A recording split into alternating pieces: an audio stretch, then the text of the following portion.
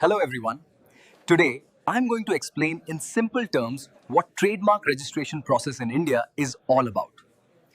First, you need to decide on your brand name, logo, or tagline, the one you want to protect. After that, it's very important to do a trademark search to make sure no one else is already using that name. Once the search is clear, you can file the TMA form either online or offline with the trademark registry with all the details. After filing, you'll receive an application number which can be used to track the application status in future. In the next step, the registrar will examine your application, and if there's any objection, you'll need to file a reply. If everything is fine, your trademark gets published in the journal, allowing the public to raise any opposition. If no opposition is filed, your trademark gets officially registered. That's it.